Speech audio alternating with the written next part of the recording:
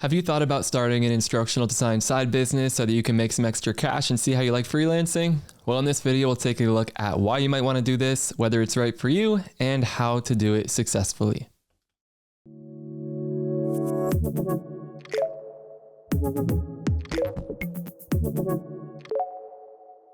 All right, so a lot of people come to me with this question, and the best place to start is probably with why. What's the point of starting the ID side hustle?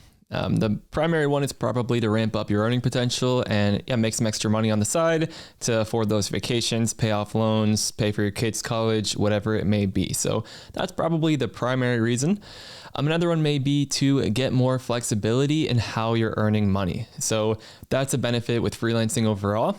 As a contractor, you get to decide which projects you take on, which hours you work, which days you work, and you get to set a lot of boundaries over your working life, which may not always be the case when you're working a full-time job. So that flexibility can be really nice.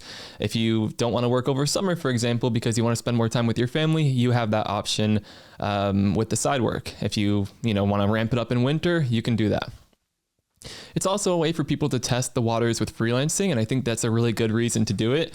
A lot of people are interested in the flexibility and the freedom and the earning potential that comes with freelancing as a whole, and they may even be curious about the idea of doing it full time, but it's really scary to just quit your job straight out and then dive right into, oh, I'm a freelancer now with no clients.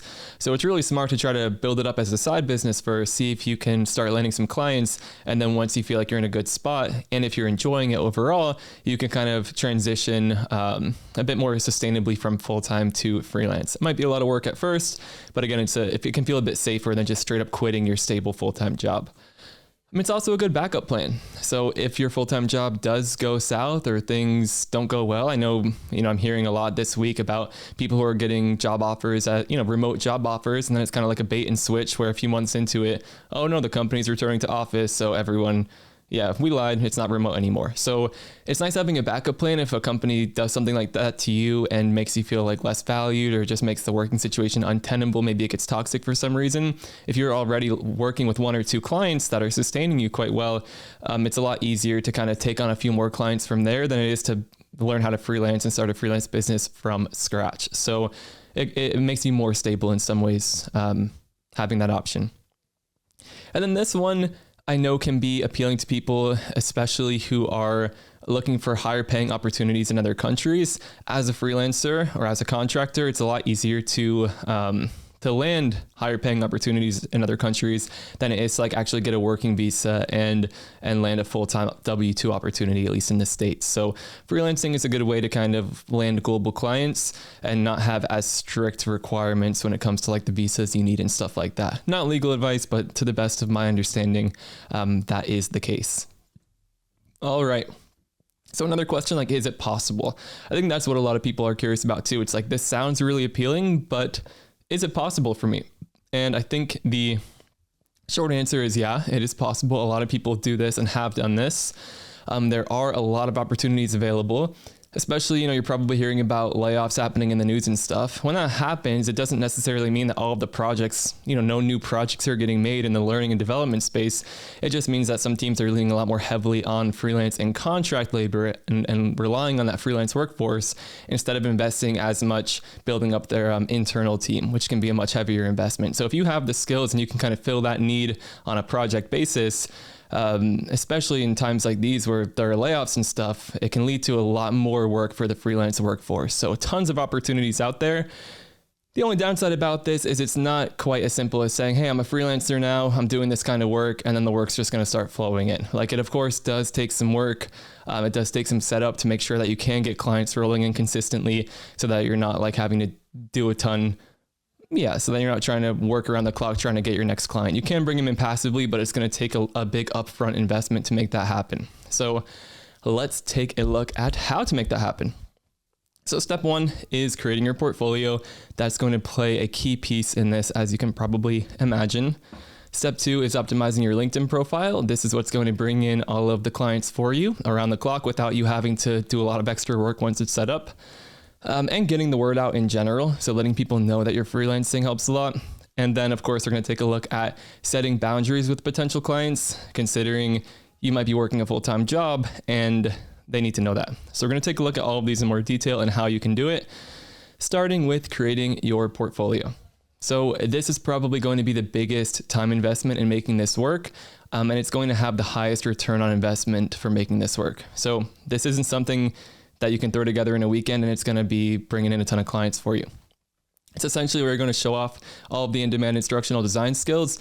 It's where you're going to show potential clients, yes, I have these very skills that you're looking for and hiring for, and I can come right in and apply them today, essentially. So this next point is a little extreme, but it's true. As a freelancer, you live and die by your portfolio, which essentially shows off your skills. So if you don't have a portfolio, it's going to be a really hard time landing clients. Like maybe you can make it work if you have a really good network and people really trust you, or someone takes a risk on you and you do an amazing job and then they start referring you around their circle. You can potentially succeed by word of mouth alone, but it's going to be a lot harder, especially if you're new to this, than if you had a portfolio that showed off all of these skills. So the better your portfolio is, the more easily you'll be able to land opportunities, because there are a lot of people out there freelancing and contracting, and looking at the portfolio is the main way that people evaluate your skills and who they want to hire, or at least who they want to get on the phone with to see if they would be a good fit. So if they're looking at 10, 20, 30 different freelancers and only 5 of them have portfolios and a few of them are good, those are the people they're going to be talking to. They're not going to spend the time talking to people who just say they're a freelancer but don't have any portfolio to back it up. So this is a key part of this process. Once you have the portfolio done, it's time to optimize your LinkedIn profile. So put simply, this is using relevant keywords so that when potential clients and hiring managers are looking up freelance instructional designer or contract e-learning developer, your profile will come up. We already have some videos on the channel about exactly how to do this. We have some more in the pipeline because, again, LinkedIn is such a good way to generate sales for freelancers. So subscribe if you want to see the new videos. If not, check the description and we'll link to at least one of these videos we've done in the past on how to optimize your LinkedIn profile. But this is key. Grow your network every chance I get, or every chance you get. Like when I started my LinkedIn profile, I was connecting with everyone I possibly could in the instructional design and L&D space, both fellow instructional designers and hiring managers and leaders in the L&D space. And this is really helpful because of how the LinkedIn algorithm works. So when someone searches for a freelance instructional designer, LinkedIn will prioritize people who are first connections with them, second connections with them, and third connections with them, the person searching. So if you don't have a very big network, like you're not going to show up in very many people's searches. So the wider your network is, the more searches you show up in, the more people who are going to visit your portfolio, and the more people who are going to want to get on calls with you to talk about potential projects. So this approach, like for the first couple of years of me freelancing, I closed multiple 6 figures in sales just from people on LinkedIn finding me on LinkedIn by themselves, going to my portfolio website, and then asking to get on a call with me. So without any direct outreach, it's all passive, which would be really helpful if you have a full-time job and just want to do this on the side. So lots of opportunity on LinkedIn, and this is what we recommend to the boot campers as well, and it works really well for them. So this is the best way I've found to passively get clients. It doesn't take too long to get set up. But again, if you don't have a strong portfolio to be leading people to from your LinkedIn profile, it's not going to work for you. People aren't going to be asking to get on a call with you just from your LinkedIn profile. It's going to take a good portfolio as well. Another caveat here is if you can't commit to branding yourself as a freelancer, it's going to be hard to attract clients. If you can't use that freelance instructional designer keyword throughout your profile, or contract e-learning developer, for example, then you're not going to be showing up in these searches because your keywords aren't strong enough. So in some cases, I know people are afraid their employer is going to find out that they're freelancing. If you're in that position, it's going to be tricky because you want to be able to brand yourself this way. Maybe it's time to have some hard conversations with your employer, or there may be some other options out there, but you really want to use these keywords to attract these kind of clients on LinkedIn. And then again, if your portfolio isn't good enough, LinkedIn isn't going to do very much for you, because that's the funnel. They find you on LinkedIn, they go to your portfolio. That's what's doing the work for you. If it looks good and it looks like you'd be a good fit based on the projects you have on your portfolio, then they will reach out to you and you take it from there and try to close the sale. So also another helpful thing to do is just get the word out. So tell people in your network that you're taking on clients. This might sound simple and basic, but I think a lot of people skip this. Like they, don't really know how to work it into things. They say they're an instructional designer, but really you should be letting people know that you're a freelance instructional designer, because then if a need comes up on their team, or if they have someone in their network who has a need, it's going to be fresh in their mind that, hey, so-and-so is a freelance instructional designer. Let's see if they're open to taking on projects. This is what we do in the bootcamp. Like the bootcamp pros and I will get people reaching out to us about projects, and we refer them to the bootcampers in the bootcamp who have recently finished their portfolio, who are taking on freelance work. If we don't know that they're taking on freelance work, then we're not going to be able to refer projects to them. So let people know, get the word out. We need to know that you're freelancing in order to send clients your way, to put it simply. And if you have other people in related fields and stuff, it doesn't hurt to let them know that you're doing freelance e-learning and instructional design projects. And then it comes to setting the boundaries. So this is going to be especially important if you have a full-time job. Now, the main idea here is be transparent about your availability, both how many hours you can work per week and the days or times you're available for meetings. You don't want to keep it a secret that you're working a full-time job just to get the project. And then once you start working, the client might find out, oh, wow, you can't make a lot of these meetings, or you're not available as much as we thought you'd be available. That's going to lead to resentment on both sides, and it's not going to be very good for your business. It's probably going to be a lot more headaches than it's worth. So maybe you do get disqualified from some projects based on your availability. That's okay. It's going to work out better for you. You don't want to be super stressed. If you're working a contract that expects 40 hours a week and a job that expects 40 hours a week, it's not going to be good for your mental health. So set those boundaries, have those conversations on the discovery call with your potential clients, and make sure you find someone who's okay with you moonlighting essentially and working on the nights and weekends if that's what you're doing. All right. So some other considerations I want to mention. It can take a while to build the right skills and show them off in a high quality portfolio. It could take hundreds of hours to do this, especially if you're not already in the field and if you don't have any projects to show off. You can do it. You can build the portfolio. You can build the flagship project. You can build a site that's going to put in the work for you, but it does take a lot of time. So keep that in mind. Once you do this, once you put in this time, your earning potential as a freelancer will be quite high. There are a lot of freelancers who make 6 figures a year once they get things figured out after the first year or so. I think the minimum is that people are accepting in the US is generally around $50 an hour for freelance instructional design work. That of course varies. I know freelancers from the bootcamp and just from my professional network who are charging between $100 and $200 an hour. And then with project-based pricing, you can earn upwards of $1,000 an hour if you can get quite efficient with the product you're offering. So a lot of earning potential there with that flexibility.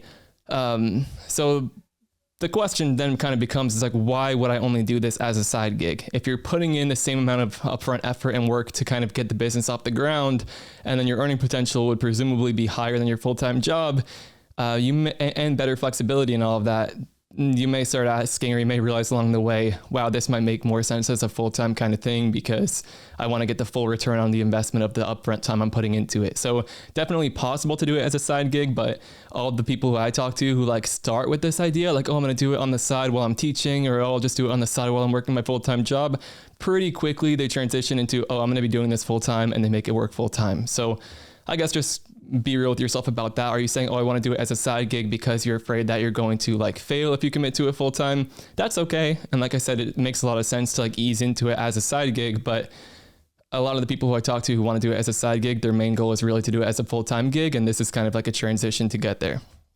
So keep that in mind.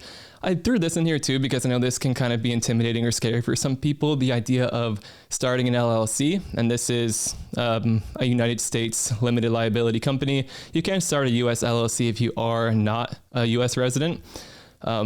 That's common and a fine thing to do. Again, I'm not a lawyer or a tax advisor or anything, so this isn't legal advice. I just want to give you some context from my experience. Starting an LLC may not be necessary when you're testing the waters as a freelancer. I didn't have an LLC set up until I had a few clients under my belt and realized, hey, this freelance thing is actually going to be working out full time. I might as well invest more into getting it set up professionally. And the main idea is the LLC helps with legal liability. So like on your contracts, you would put your LLC's name instead of your personal name. And then if you got sued for whatever reason, the LLC gets sued, and those are the assets at risk and not necessarily your personal ones. There are some caveats to that. There are ways to like pierce the corporate veil and like try to get through to your personal assets and stuff like that. You could look it up, but the main idea is it helps with legal liability. And after a certain point with the right tax structure, you can see some tax advantages once you're making a certain amount of money, potentially with the LLC. Again, I'm not a tax professional. If you start getting serious about it and you're, landing multiple clients and making tens of thousands of dollars, probably would be worthwhile to meet with a tax professional. Make sure, you're covered from that perspective. And if you have the investment and you want to take it seriously, it couldn't hurt to do that upfront either if you're going to do this for the long run. But don't let this idea and like figuring all this stuff back hold you back from even testing the waters if you feel like that's what's going on. All right, so next steps, if you'd like more videos about landing clients and freelancing, feel free to subscribe. Next week, we have a video from Sabrina Gonzalez all about how she landed her first client and the process she took to get there and recommendations she has for you to do the same. And then also, if you would like one-on-one support and feedback from me and my team on your portfolio and get some extra help landing clients and building your business, feel free to join us in the bootcamp. You can learn more about that at idbootcamp.com. All right, I'm out of breath. I hope this was helpful for you all. Let me know in the comments if it was, and stay tuned for more freelancing content. See you all in the next video.